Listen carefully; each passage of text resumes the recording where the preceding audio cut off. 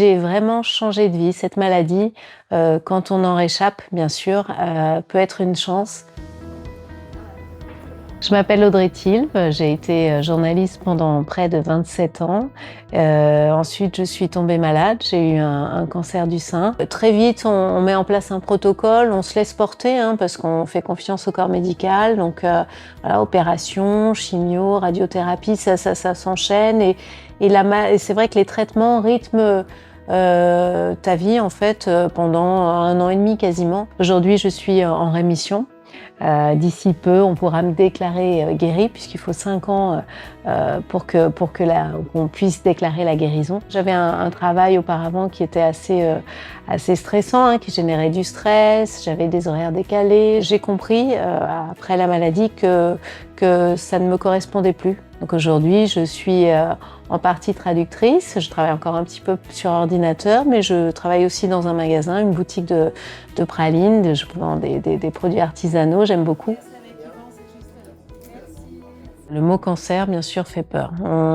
Quand on l'entend, quand il est prononcé, on pense à la mort, on pense à sa finitude, on pense à ses enfants, on pense à son mari, on pense à sa famille et on a peur parce qu'on sait que c'est une maladie qui tue.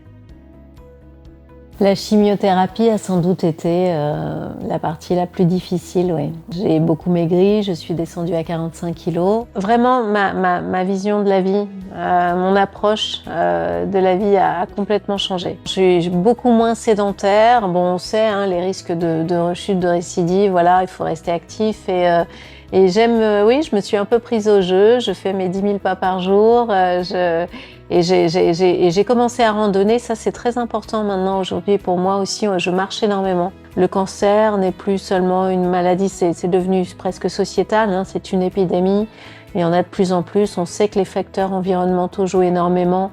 Ce qu'on boit, ce qu'on mange, ce qu'on respire. Je pense qu'il faut une vraie prise de conscience collective. Je ne sais pas si je vieillirai, je ne sais pas si il me reste encore beaucoup d'années à vivre, on ne sait jamais. Je suis très consciente de ça en fait. Mais ça n'est pas une crainte, ça n'est pas une peur, je ne suis pas habitée par la peur, c'est juste l'envie d'en profiter.